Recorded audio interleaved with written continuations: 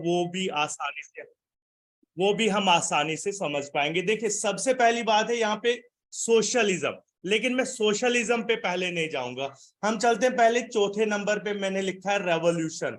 Revolution का मैं पूरा एक चैप्टर हमने लास्ट पढ़ा, जो फर्स्ट चैप्टर था फ्रेंच रेवोल्यूशन, तो हम उस पर थोड़ी सी बात करेंगे कि रेवोल्यूशन होता है जब बहुत सारे लोग इकट्ठा होके किसी एक पॉलिटिकल सिस्टम को ओवरथ्रो करें और वहां पर जो है चेंज लाएं, वहां पर एक नया सिस्टम लाएं, जैसा जिसकी एग्जांपल हम आज देख सकते हैं पाकिस्तान की कंट्री। वहां पर आज जो है एक रिवोल्ट हो रहा है प्रेजेंट गवर्नमेंट के खिलाफ, और वो चाहते हैं कि वो वायलेंस तरीके से जो है अपने वो एग्जिस्टिंग सरकार जो है उसको ओवरथ्रो करना चाहते हैं और वहां पर जो है नया सिस्टम लाना चाहते हैं।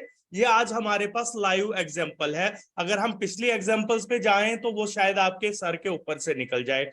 आजकल आप न्यूज में सुनते होंगे जो एग्जांपल आज हमारे सामने है, तो रेवोल्यूशन इसी को बोलते हैं जो आजकल पाकिस्तान में हो रहा है। उसके बाद आगे रशिया को भी हम पेंडिंग पे रखेंगे। उसके बाद आ गया यूरोप, सोशलिज्म हम एंड पे देखेंगे। यूरोप, यूरोप आपको पता है कि हमारी जो ये वर्ल्ड है, दुनिया है, इसको 7 हिस्सों में बांटा गया है। सिंपल देखिए, इस कंटिनेंट्स की थ्योरीज अगर है तो हम ये डिफरेंट थ्योरीज हैं, तो हम जो आपको समझ आ जाए सिंपल तरीके से हम उस पर बात करके आगे बढ़ेंगे। 7 कंटिनेंट्स है दुनिया में, यानी कि जगहों को आइडेंटिफाई करने के लिए जो है 7 हिस्सों में जो है डिवाइड किया गया है इस पूरी दुनिया को। वो 7 हिस्से आई होप कि आप सबको पता होंगे वो कंटिनेंट्स के नाम। वो उन कंटिनेंट्स के नाम कौन बताएगा मुझे? वो कंटिनेंट्स के नाम, 7 कंटिनेंट्स के नाम HSS गोवा मरमत से बताएंगे। 7 कंटिनेंट्स जो हैं कौन बताएगा मुझे? शाबाश। जो हमारे वहां पे इंचार्ज टीचर, रेस्पेक्टिव टीचर बैठे हुए हैं, तो वो माइक को अनम्यूट करके सर किसी एक को जल्दी से लाके वो रिप्लाई करेंगे। 7 कंटिनेंट्स।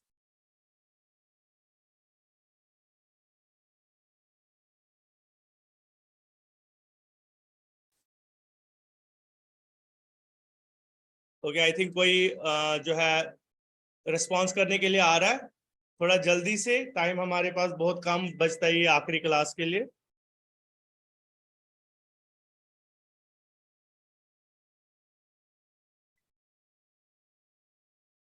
सर आप रिप्लाई करें कि है कोई बच्चा वहां पे जो रिप्लाई कर सकता है? मुझे लगता है ये अनम्यूट करना पड़ेगा सर, जो कैमरा के सामने बिल्कुल सर बैठे हुए, अनम्यूट करना पड़ेगा। बच्चों को थोड़ा सा सपोर्ट कीजिए, टेक्निकल सपोर्ट दीजिए बच्चों को। बोल यहाँ से 7 कंटिनेंट्स कौन से होते हैं? क्यों डर रहे हो? बोलो यहाँ से। यस, जोधपुर से जो है रिस्पॉन्स आ रहा है। Very good. कौन बच्चा बोल रहा है? शाबाश, जल्दी से। Asia, Africa, Europe, north America, south America. Very good, शाबाश। एक और बचता है, 2 और बचते हैं। Antarctica, yes yes. South America, south America, north America, Antarctica और ओशियाना। ओशियाना 7th आता है। ठीक है, तो ये 7 कंटिनेंट्स है। आप सभी बच्चों ने सुना होगा। देखिए अच्छा लगता है जब रिस्पॉन्स आता है ना, तो हमें भी पता चलता है कोई सुन रहा है हमें, नहीं तो ऐसे ही लगता है कि बस ऐसे ही लगे हैं हम। तो देखिए ये 7 कंटिनेंट्स है जो आपको भी पता है। तो इसी में से एक कंटिनेंट जो है वो है यूरोप। ठीक है, तो ये रेवोल्यूशन यूरोप में कब आया, कैसे आया, जो हमने इस चैप्टर में पढ़ना है। ठीक है, फिर फर्स्ट पार्ट जो था वो है सोशलिज्म। अब जो है ये 3 चीजें जो है इस चैप्टर में हमने ज्यादा पढ़नी है। एक है सोशलिज्म, यूरोप और रेवोल्यूशन। रेवोल्यूशन का आपको पता चल गया जब बहुत सारे लोग आपस में मिलके किसी एक सिस्टम को ओवरथ्रो करें, नया सिस्टम लाए। ओके, दूसरा आ गया यूरोप। यूरोप भी आपको पता है कि ये 7 हिस्सों में से एक हिस्सा है यूरोप। ठीक है, और तीसरी बात आ गई सोशलिज्म। पहले वो यूरोप में हम देखेंगे कि यूरोप की कंट्रीज, मुझे एचएसएस जोधपुर से मुझे या मरमत से अगर कोई जल्दी से रेस्पॉन्स देना चाहेगा, या टापनील से, तो विद इन 9 सेकंड, नहीं तो मैं वापस जोधपुर वालों के। यूरोप की कुछ कंट्रीज के नाम बताइए आप, यूरोप की कंट्रीज के नाम, शाबाश। 1 2 3 जितनी आती हैं आपको, शाबाश। यूरोप की कुछ कंट्रीज, जैसे एशिया की अगर हम बात करें तो इंडिया, पाकिस्तान, चाइना, श्रीलंका, ये सारा एशिया में आता है। ओके, जल्दी से वापस है मरमत से कोई?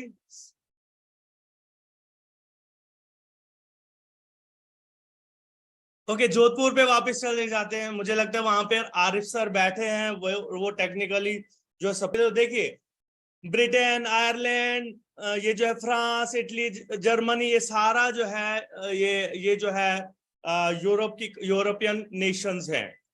तो इनमें जो है रेवोल्यूशन हुआ, ठीक है, ये हमारा कंसर्न है इस चैप्टर में। And then socialism. अब जो है सोशलिज्म जो मेन टॉपिक है इस चैप्टर का, हम उसको समझने की कोशिश करेंगे। आखिर ये सोशलिज्म जिसने हमारा दिमाग खाया हुआ है, ये किस बला का नाम है? ठीक है, तो हम सोशलिज्म को, इसकी डेफिनेशन, इसके हर पर्सपेक्टिव को आप माइंड में रखेंगे, और ताकि ये जब आपको समझ आएगा तो देन ओनली आप इस पूरे चैप्टर को समझ पाएंगे। देखिए, सोशलिज्म जो है, अगर हम सिंपल डेफिनेशन देखें तो मैंने यहां पर लिखी हुई है कि एक ऐसा बिलीफ, एक ऐसा पॉलिटिकल आइडिया जहां पर हर किसी को बराबर समझा जाए।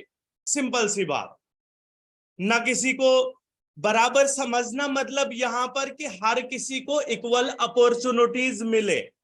ऐसा होता है ना, देखिए हम पहले हमारी सोसाइटी में क्या होता था, जैसे अफ्रीका की बात करें हम, वहां पर गोरों और ब्लैक्स और व्हाइट पीपल्स के बीच में डिस्टिंक्शन होती थी। हमारे हिंदुस्तान में पहले अगर देखा जाए तो यहाँ पर अपर कास्ट और लोअर कास्ट में डिस्टिंक्शन होती थी। बहुत सारी जगह ऐसी थी जहां पर अमीर और गरीब के बीच में डिस्टिंक्शन होती है। लेकिन सोशलिज्म एक ऐसा कॉन्सेप्ट है, एक ऐसा पॉलिटिकल आइडिया है जहां पर हर किसी को इक्वल इक्वली जो है ट्रीट किया जाता है। एक बात। दूसरी बात, ये एक ऐसा सिस्टम है जहां पर प्रॉपर्टी, जो भी स्टेट रिसोर्सेज है, जो भी स्टेट की प्रॉपर्टी है, जो भी कुछ है एक कंट्री का, वो किसके हाथ में होता है? स्टेट के खुद की ऑनरशिप होती है उसमें। यानी कि प्राइवेटाइजेशन नहीं होती है। कोई प्राइवेट आदमी जो है, जो गवर्नमेंट का हिस्सा नहीं है, उसकी ऑनरशिप नहीं। कोई फैक्ट्री लगेगी तो उसकी ऑनरशिप जो है सरकार के हाथ में होगी। कोई इंडस्ट्री लगेगी तो उसकी जो है वो जो सारा कुछ उसका इख्तियार जो है, ऑनरशिप जो है, वो स्टेट होगी। और यहाँ स्टेट ही खुद जो है डिस्ट्रीब्यूट करती है फिर सोसाइटी के लोगों को। तो सिंपल वर्ड्स में अगर देखें तो हम कह सकते हैं, the political idea that is based on the belief that people are equal and that money and property should be equally divided, यानी कि और state owns the means of production। Simple सी बात है, ये कोई टफ डेफिनेशन नहीं है। यानी कि एक ऐसा सिस्टम जहां पर पूरे जो है जो स्टेट हेड्स हैं, या फिर स्टेट गवर्नमेंट है, या फिर स्टेट जो है ऑनरशिप हो मींस ऑफ प्रोडक्शन पे। अब ये सिस्टम कहां कहां पे चल रहा है एट प्रेजेंट, तो वो हम देखने की कोशिश करेंगे। एक तो आ गया चाइना में ये सिस्टम है, ठीक है। दूसरा आ गया यूएसएसआर में, United States of Soviet Russia. अगर हम United States of Soviet Russia, Soviet Russia, Cuba आ गया। और आप देख रहे होंगे आपके स्क्रीन पे मैंने इंडिया के सामने जो है 20% लिखा है। शायद आपके स्क्रीन पे दिख रहा होगा क्लियर। सर हिला के बताइए, बस मुझे समझ आ जाएगा। ओके, जोधपुर से हिलाया गर्ल्स ने सर, तो मतलब कि क्लियर दिख रहा है। देखिए उनके ऊपर मैंने 20 या 30% नहीं लिखा है। रशिया हो या चाइना हो या क्यूबा हो, क्या मैंने लिखा है 20% या 30% या फिर नहीं लिखा है? सिर्फ इंडिया के, यानी कि यहाँ पर कुछ ऐसा तो है जिसकी वजह से मैंने लिखा है। देखिए रशिया हो, चाइना हो या क्यूबा हो, और भी कुछ कंट्रीज है, सबका नाम मेंशन करना जो है जरूरी नहीं है। यहां पर जो है फुली अगर देखा जाए तो जो भी यहाँ पर प्राइवेट बिजनेसेस नहीं है, फुली 100% तरीके से अगर हम कहें, कोई भी जो है वहां पर अपनी फैक्ट्री नहीं खोल सकता है, कोई भी वहां पर अपना प्राइवेट कोई इंडस्ट्री ओपन नहीं कर सकता है। ये ऊपर की 3 कंट्रीज का है। लेकिन इंडिया में अगर आप प्रियम्बल देखें, अगर आपने पॉलिटिकल साइंस का वो चैप्टर पढ़ा होगा जिसमें जो है वो लिखा गया कि हमारे बेसिक स्ट्रक्चर क्या है हमारे कॉन्स्टिट्यूशन पे, तो उसमें जो है we the people of India solemnly resolve to make our India democratic republic socialist, एक लफ्ज आता है सोशलिस्ट भी, यानी कि हमारा जो कॉन्स्टिट्यूशन है वो भी सोशलिज्म के पैटर्न पे बना था। लेकिन ये 1776 में जो है ये सोशलिस्ट का वर्ड हमारे कॉन्स्टिट्यूशन में 42nd amendment, I think if I am not wrong, अगर मैं रॉन्ग हुआ तो मैं रिक्वेस्ट करूंगा किसी भी इंचार्ज टीचर से कि वो मुझे करेक्ट करे। मुझे लगता है 42nd अमेंडमेंट हुई थी हमारे कॉन्स्टिट्यूशन में। अमेंडमेंट मतलब कि वहां पर थोड़ा सा चेंजेस लाई गई थी हमारे कॉन्स्टिट्यूशन में। जब 42nd भी अमेंडमेंट हुई थी 1976 है, सॉरी मैंने 1776 लिखा था, ये 1976 है। 42nd अमेंडमेंट जब हुई थी तो उसमें सोशलिस्ट का नाम जो हमारे कॉन्स्टिट्यूशन में आया था। लेकिन अगर हम देखें तो हमारा हिंदुस्तान सोशलिस्ट कंप्लीटली नहीं है। दैट इज वाई मैंने यहां पर 20% लिखा है, यानी कि 100% में से जो है सिर्फ 20% ही ऐसा बिजनेस है या फिर ऐसी इंडस्ट्रीज हैं जो इस टाइम गवर्नमेंट के अपने हाथ में है। Rest of the factories have private ownership, वो जो है प्राइवेटाइज हुआ है, उसकी ऑनरशिप है। आप देखते होंगे जैसे हमारे जो रिच पीपल्स है हमारे कंट्री के, जिसमें ये अंबानी फैमिली आ गए, अडानी फैमिली आ गई, ये जो है इनकी अपना जो है बिजनेस है, इनका अपना जो है ऑनरशिप है, इन्होंने अपनी फैक्ट्रीज खोली है, इंडस्ट्रीज खोली है। अगर यही लोग चाइना में होते या यूएसएसआर में होते तो यहाँ पर ये ओपन नहीं कर पाते। लेकिन हमारे हिंदुस्तान में जो है इनको प्राइवेटाइजेशन का राइट दिया है। सिर्फ 20% ही ऐसी फैक्ट्रीज हैं जो जिसकी ऑनरशिप जो है इंडिया में, उसमें अगर हम मेजर से देखें तो रेलवेज एक है, रेलवेज एक ऐसी इंडस्ट्री है जो अभी भी गवर्नमेंट के हाथ में है, यहाँ पर प्राइवेट ऑनरशिप किसी की नहीं है। उसके अलावा जहां पे ये हैजार्डस जो है केमिकल्स बनते हैं, ये खतरनाक केमिकल्स बनते हैं, तो वो फैक्ट्री या फिर वो इंडस्ट्रीज भी जो है, वो डिपार्टमेंट भी जो है हमारी सरकार ने अपने पास रखा है। ठीक है, तो ये मैंने 2-4 कंट्रीज के नाम बताए और डिफरेंस उनका हमारे हिंदुस्तान से जो है क्या रहा। तो यहां से जो है हम समझ सकते हैं कि सोशलिज्म की मीनिंग आपको समझ आ गई होगी कि सोशलिज्म में मैं जस्ट एक बच्चे से पूछूंगा कि अगर समझ आई उनको सोशलिज्म होता क्या है, कोई एक बच्चा मुझे रिप्लाई करे। किसी भी प्रिंसिपल सर का भी जो है कनेक्टेड है, उस फोन से आप बात कीजिए। ओके सर इसमें मोनी है प्रॉपर्टी बराबर होती है। Okay, very good very good very good. Sir और इक्वली डिवाइड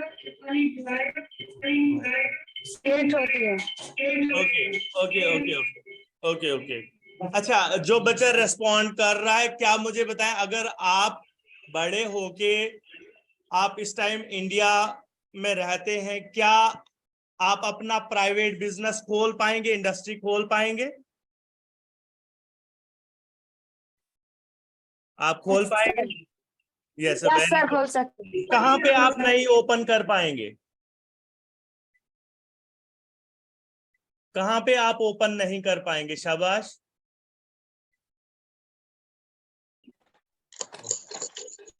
सर चाइना में। वैसे क्यों वहां पे आप नहीं खोल पाओगे? ये अपना कोई इंडस्ट्री क्यों खोल नहीं पाएंगे? वहां पर ओपन नहीं कर पाएंगे? कोई रीजन? शाबाश, क्योंकि वहां पर सोशलिज्म है। Very good. सर, क्यों? मैं चाहूंगा कि सारे बच्चे इसके लिए तालियां बजाएं, सारे इसके लिए तालियां बजाएं। वेरी गुड, बहुत बहुत बढ़िया, बहुत बढ़िया रेस्पॉन्स है। सिट डाउन बच्चे, sit down. Very good. Simple सी बात है, ज्यादा आप सीरियस मत हो जाओ, आप समझ लो। देखिए, जहां पे समझ नहीं आती है, मुझे 4 दिन यही पढ़ाना पड़े, डेफिनेशन कोई चक्कर नहीं है, मैं पढ़ाऊंगा। मैं अभी कोल्ड ड्रिंक पी के आया हूं, इसलिए मेरे में पूरी एनर्जी है कि मैं पढ़ा पाऊंगा 4 बार भी। ठीक है, वेरी गुड। अच्छा लगता है जब कोई रेस्पॉन्स करता देता है, तो हमें भी लगता है कुछ हो। देखिए, सोशलिज्म का आपको पता चल गया क्या है।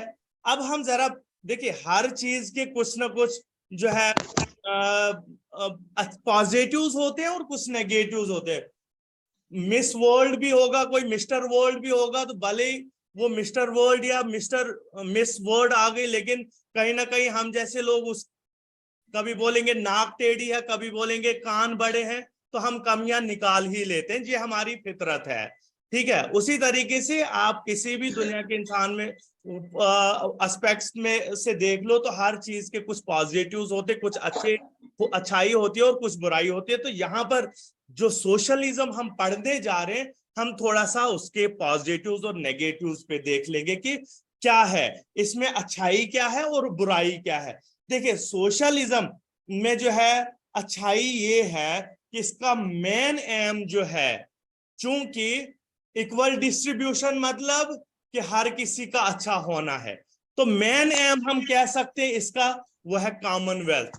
यानी कि कंट्री में रहने वाले जितने भी लोग हैं, चाहे वो गोरे हैं, काले हैं, चाहे वो हिंदू हैं, मुस्लिम हैं, सिख हैं, ईसाई हैं, चाहे वो अमीर हैं, गरीब हैं, चाहे वो कोई भी किस्म का हो, लेकिन स्टेट का एम जो है, सोशलिज्म का एम है कि सबको बराबर का राइट मिलना चाहिए, सबको बराबर का हक मिलना चाहिए, सबको जी भर खाना मिलना चाहिए। ऐसे नहीं कि अमीरों को ज्यादा दे दिया, पैंट कोट वाले को 10 रुपए दे दिए, और बेचारा जो हमारी तरह कुर्ते पजामे में होगा उसको 2 ही रुपये दिए। ऐसा नहीं, सोशलिज्म में ऐसा नहीं है, वो होता है कैपिटलिज्म में, वो हम बाद में पढ़ेंगे। यहाँ पर हम बात कर रहे हैं सोशलिज्म की, इसलिए इसका जो है, इसका हमने इसकी गुड थिंग जो है वो ये है कि मेन एम जो है इसका वो है कॉमनवेल्थ, यानी कि हर किसी को बराबर का शेयर मिलना चाहिए।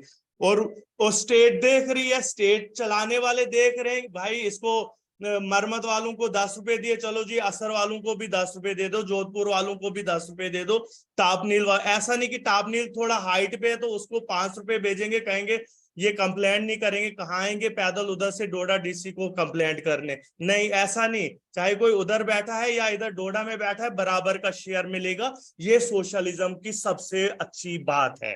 ठीक है, समझ आ गई होगी आपको? सारे हिला के बताइए मुझे। मैं माइक ओके, यहाँ मरमत से किसी ने बड़े आराम से ये सारे हिलाओ, नहीं तो कहीं लगे ना सर पे। तो दूसरी इसमें बात जो है वो ये जो है, क्योंकि देखिए गवर्नमेंट में जो बंदे होंगे वो सारे जो है अच्छे ही होंगे। क्यों? गवर्नमेंट को बनाने वाला कौन? हम लोग, है कि नहीं? हम बनाते हैं, वोट देते हैं। क्या हमने कभी किसी ये अपने माइंड में रखा कि हम किसी चोर को वोट देंगे? हम हमेशा कहते हैं कि हम वोट उसी को देंगे जो अच्छा होगा, जो शरीफ होगा, जो काम कर सकता है ना। हम हमेशा जब भी हम वोट देने जाएंगे तब हमारे माइंड में ये चीजें होती हैं। फिर वोट किसके, वो गलती से किसी और को पड़ सकता है, वो अलग बात है, मगर माइंड में जो है वो यही होता है। अभी आप वोटर नहीं है, आप सारे जो है आज यहां से जाके अपने पेरेंट्स से ये क्वेश्चन पूछेंगे, कल मैं आपसे एक क्वेश्चन पूछूंगा। क्वेश्चन ये होगा कि आपने अपने पेरेंट्स से ये पूछना है कि पापा मम्मा, आप जब वोट देने गए थे सरपंच इलेक्शन में, तो आपने क्या सोच के वोट दिया था? या फिर आप एमएलए को चुनने गए थे तो आपने क्या सोच के वोट दिया था? मैं सबसे जो है कल ये क्वेश्चन करूंगा। तो यहां पर जो है जिन बंदों को, जो बंदे गवर्नमेंट में होंगे वो इंटेलिजेंट बंदे होंगे, वो अच्छे इंटेलिजेंट होंगे, पोटेंशियल होंगे, उनको पता है कि कहां पर कितना लगाना है, हमने कहां पर किसको कितना कौन सा काम करना है। वो पोटेंशियल बंदे हैं जिनको हमने गवर्नमेंट में भेजा है, तो इसलिए वो बेटर यूज कर सकते हैं स्टेट के रिसोर्सेज का। इसलिए अब देखिए, प्राइवेट ओनरशिप होगी तो वो जो है कभी हमें पैसा देंगे, हमें सैलरी देंगे? नहीं देंगे। हमें कौन दे रही है सैलरी? गवर्नमेंट दे रही है, अपनी सरकार दे रही। कोई प्राइवेट वो फैक्ट्री वाला थोड़ी दे रहा है हमें बच्चों को पढ़ाने का पैसा, नहीं दे रहा है। उनको क्या वो देंगे? अपने जो फैक्ट्री में बेचारे मजदूर लगाए उन्होंने, वो उनको पैसा देगा। बाकी पैसा अपना बैंक बैलेंस। हम तो सुनते आते हैं उसके पास जो है करोड़ों की प्रॉपर्टी है, इसके पास इतनी प्रॉपर्टी है। हमारी सरकार के पास भी करोड़ों प्रॉपर्टी है, लेकिन वो प्रॉपर्टी जो है हम लोगों के लिए, आपके लिए। आपके स्कूल में जिन चेयर्स पे आप इन अच्छी अच्छी चेयर्स पे बैठे हो, ये किसने दिया? सरकार ने ही तो दी है। उनको पता है जोधपुर में जरूरत है रेड चेयर्स की, मरम्मत में ब्लू डेस्क की जरूरत है, यहाँ पर जो है टाट की जरूरत है या कुछ है, ये सारा जो है गवर्नमेंट देखती है। यानी कि उनको पता है कि कहां पर किस चीज की जरूरत है, वो देगी। कोई प्राइवेट ऑनरशिप वाला नहीं देगा। कोई बड़ी ब्राह्मण में जो फैक्ट्रियां लगी है, उनके ऑनर कभी आपके स्कूल में आए डेस्क देने? कोई नहीं आएगा। यहाँ पर आएगा सिर्फ सरकार। तो इसलिए सरकार जो है बेस्ट पोटेंशियल है, बेस्ट अथॉरिटी है, जो इक्वली डिस्ट्रीब्यूट कर सकती है। दे सबसे अच्छा पॉइंट है। और शॉर्टकट में जो है हम इसका एक नेगेटिव पढ़ेंगे कि इसमें क्या होता है। एक ही नेगेटिव है इसका, वो ये है कि इसमें इकोनॉमिक ग्रोथ जो है कंट्री की, वो थोड़ा स्लो हो जाती है। वो क्यों होती है उसका भी हम रीजन नटशल में बताएंगे, या फिर हम कहेंगे देसी लैंग्वेज में आपको बताएंगे। वो इसलिए क्योंकि सरकार को सिर्फ एक ही काम नहीं ना है।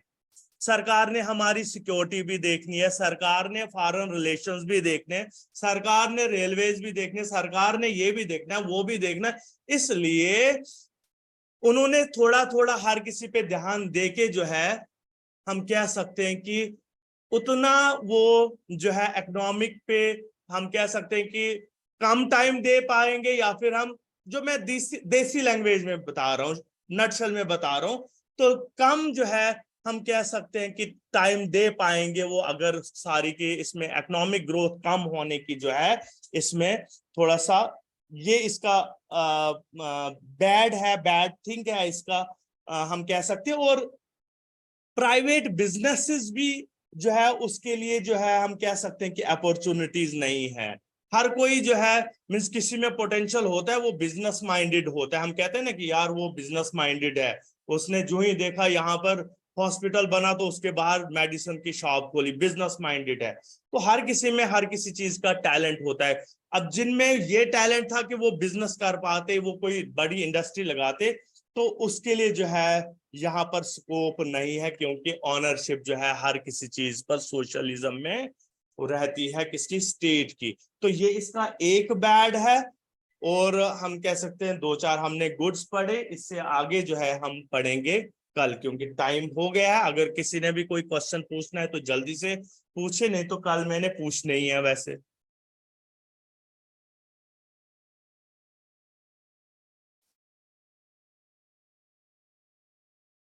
किसी का कोई क्वेश्चन किसी भी स्कूल से अगर है तो आप पूछ सकते हैं। अभी मैं आपको आई थिंक कोई क्वेश्चन पूछने आया है।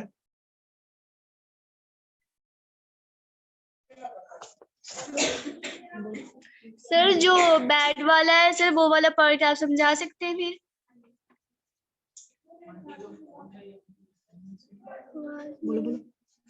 सर जो जी लास्ट जी वाला है। बिल्कुल बिल्कुल बिल्कुल, मेरा माइक म्यूट रह गया था, दैट्स व्हाई मैं रिप्लाई कर रहा था। देखिए मैंने लिखा है the bad thing about socialism that it shows economic slow economic growth. यानी कि मैं ये बोल रहा था कि गवर्नमेंट जो है जब सारी ओनरशिप उसके पास होंगी, तो ऐसे में जो है हम कह सकते हैं कि देखिए जब एक ही क्लास में एक ही अगर जब आप 11th में पहुंच जाओगे, अभी आप पढ़ रहे हो मैथ भी, साइंस भी, सोशल साइंस भी, इंग्लिश भी, ठीक है, पढ़ रहे हैं ना 9th में। लेकिन आप अपने 11th के कुलीग्स को पूछे, उन्होंने या तो पढ़ना है सिर्फ साइंस, या तो पढ़ना है सिर्फ मैथ, या तो पढ़ना है सिर्फ सोशल साइंस यानी कि आर्ट्स नॉन मेडिकल। यानी कि इसके आगे जो ही आप बड़े हो जाओगे तो आप पे बर्डन आ जाएगा, बर्डन पड़ेगा। उसी तरीके से जब एक अगर गवर्नमेंट को मैथ भी पढ़ना पड़े, साइंस भी पढ़ना पड़े, सोशल साइंस भी पढ़ना पड़े, तो हम कह सकते हैं मींस एक बच्चे को अगर ये सारे सब्जेक्ट्स 11th में पढ़ने पड़े तो हम कह सकते हैं कि वो थोड़ा सा जो है वो बर्डन, ओवर बर्डन हो जाएगा, उसकी एफिशिएंसी लेवल जो है वो थोड़ा कम हो जाएगा, क्योंकि उसने मैथ का पैटर्न अलग है, साइंस का पैटर्न अलग है, सोशल साइंस का पैटर्न अलग है। ओवर बर्डन हो जाएगा तो उसका रिजल्ट जो है थोड़ा सा डाउन आ जाएगा, है ना। अगर आप खाली साइंस पढ़ोगे तो आप 90% लोगे, अगर आप साइंस और नॉन मेडिकल पढ़ोगे तो 80 पे आ जाओगे, अगर आप साइंस भी पढ़ोगे, नॉन मेडिकल भी पढ़ोगे, सोशल साइंस भी पढ़ोगे तो और थोड़ा कम परसेंटेज आएगी, जो ओबियस है ना। उसी तरीके से जब एक ही अथॉरिटी को पूरी कंट्री की चीजें संभालनी होगी तो उससे जो है डीलिंग में थोड़ा सा एफिशिएंसी में कमी आ सकती है। इस हिसाब से मैंने बोला कि वहां पर इकोनॉमिक जो ग्रोथ है वो थोड़ा सा स्लो होती है। एक बात, दूसरी बात ये कि इकोनॉमिक ग्रोथ का एक रीजन होता है। देखिए, एक दुकानदार हो आपके, ये शायद क्वेश्चन आया था मरमत से, जहां पे आप रहते हैं, अगर आप वहां पर एक ही दुकान है तो आप कन्फाइंड है कि उसी दुकान से लेना है आपने ये जो माल, वो आपको 100 रुपए का दे या 200 रुपए का दे। लेकिन जब दूसरी दुकान भी उसी के साथ में ओपन होगी तो वहां पर जो है कस्टमर को फायदा होगा, क्योंकि अब उसने ख्याल रखना, अगर वो वाले दुकानदार ने इसको सस्ता दे दिया तो ये चला जाएगा, मेरा ग्राहक उसके पास चला जाएगा, है ना। तो सोशलिज्म में जब प्राइवेट ओनरशिप है ही नहीं किसी इंडस्ट्री में तो कंपटीशन नहीं होगा। कंपटीशन में क्या होता है कि कंपटीशन जब नहीं होगा, कंपटीशन में क्या होता है कि हर कोई जो कहता है कि मैं आगे बढ़ूं, मैं आगे बढ़ूं, आगे बढ़ने के चक्कर में जो है वो ज्यादा प्रोडक्शन करता है, ज्यादा प्रोडक्शन करता है तो उससे जो है क्या होता है कि ज्यादा मींस वो हम कह सकते हैं प्रॉफिट हो सकते हैं। लेकिन जब कंपटीशन ही नहीं है, एक दुकानदार है तो उससे वो 1 बजे के बाद दुकान खोले या 10 रुपए कमाए या 100 रुपए कमाए, उससे जो है हम कह सकते हैं कि ग्रोथ में थोड़ा सा हम कह सकते हैं थोड़ा सा डिक्रीज होगा। कंपटीशन जब होता है तो तब जो है ज्यादा से ज्यादा प्रोडक्शन हो सकती है किसी भी चीज की, और जितनी ज्यादा प्रोडक्शन होगी उतना ज्यादा जो है गवर्नमेंट को बेनिफिट हो सकता है। यहाँ पर कंपटीशन है ही नहीं तो ग्रोथ भी कम होगी, है ना। होप कि आज मैंने थोड़ा जल्दी में बोला तो मैं कल फिर से इस पे आपको बोल सकता हूँ, अगर अभी भी समझ ना आया हो। फिलहाल उम्मीद है कि समझ आ गया होगा। मेन जो है वो ये है कि कंपटीशन नहीं है तो ग्रोथ कम होगी। ओके, थैंक यू, टाइम हो गया। Thank you all.